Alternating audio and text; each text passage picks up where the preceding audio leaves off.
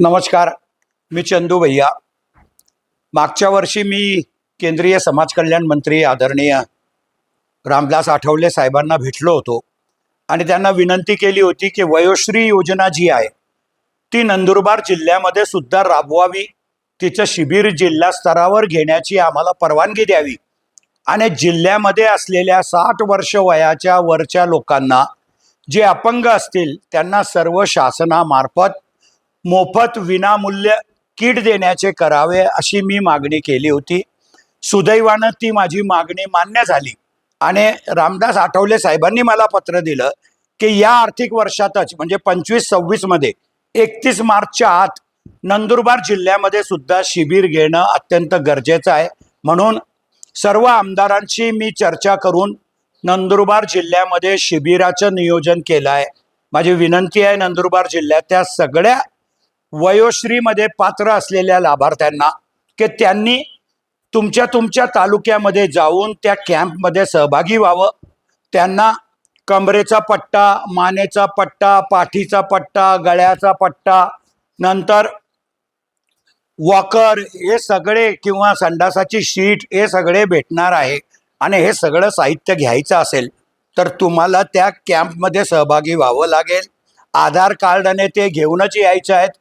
काय काय पाहिजे ते पण आम्ही प्रसिद्ध करतो आहोत, पण विनामूल्य आहे, सरकारचं शिबिर आहे।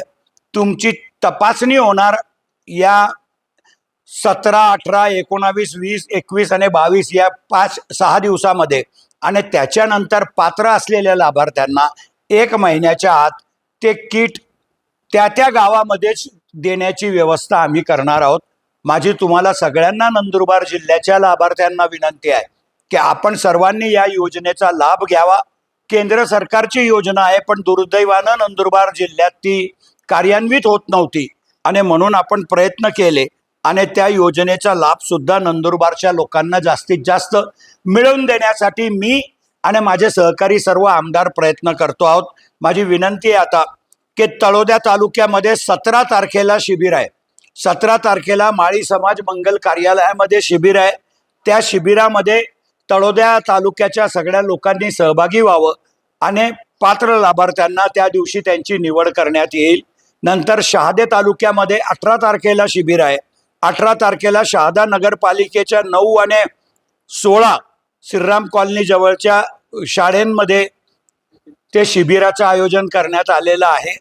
तसेच अक्कलकुवा तालुक्यामध्ये 19 तारखेला महाकाली मंदिराच्या तिथं आमच्या दादाच्या नेतृत्वाखाली आणि तळोदा आणि शहाद्यामध्ये राजेशदादा पाडवी यांच्या नेतृत्वाखाली शिबिराचं आयोजन आपण केलेलं आहे।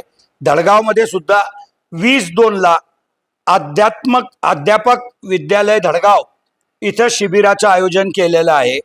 21 तारखेला नंदुरबारमध्ये यशवंत विद्यालयाच्या ग्राउंडवरती आपण शिबिराचं आयोजन केलेलं आहे आणि 22 तारखेला शिरीष नाईक आणि भरत गावित यांच्या सहकार्याने आपण आदिवासी सेवा सहकारी संस्था सिनियर कॉलेज नवापूर येथे 22 तारखेला शिबिराचं आयोजन केलं आहे। या साहीच्या साही शिबिरामध्ये नंदुरबार जिल्ह्यातल्या सर्व लाभार्थ्यांनी त्याचा लाभ घ्यावा आणि मोठ्या संख्येने 5000चं उद्दिष्ट आहे आपल्याला। 5000 लोकांना आपण साहित्य विनामूल्य फ्रीमध्ये निशुल्क देण्याची व्यवस्था केलेली आहे। ही संधी सुवर्ण संधी आहे आणि जिल्ह्याच्या सगळ्या पात्र लाभार्थ्यांनी त्याचा लाभ घ्यावा। माझ्या कार्यकर्त्यांना सुद्धा मी विनंती करेल की आपण राजकीय जीवनामध्ये काम करणारे कार्यकर्ते आहोत। आपण सुद्धा आपल्या गावातल्या जो पात्र असेल, जो म्हातारा असेल, त्याला बिचारायला समजत नाही पण अपंग आहे, हे आहे, चष्म्यापासून सर्व भेटणार आहे, तर त्यांना घेऊन यावं। कानाचे यंत्र भेटतील, एक यंत्र 7-8 हजार रुपयाचं आहे, असे कानातले यंत्र सुद्धा सगळे निशुल्क भेटणार आहेत। माझी विनंती आहे सगळ्या राजकीय जीवनातल्या कार्यकर्त्यांना, तो कोणत्याही पक्षाचा असो, त्यांनी त्यांच्या गावाच्या लाभार्थ्यांना त्या शिबिरामध्ये घेऊन यावे आणि त्याच्या आयुष्यामध्ये एक परिवर्तन घडवण्याचं काम करावं। मी पुनश्च एकदा सगळ्यांना विनंती करतो आणि एक चांगली टीम आपण तयार केली आहे आणि सगळ्या ठिकाणी या शिबिराला यशस्वी करण्यासाठी सर्व आमदारांनी मी प्रयत्न करतो आहोत। जनतेने त्याचा लाभ घ्यावा ही विनंती करतो। धन्यवाद। जय हिंद, जय महाराष्ट्र।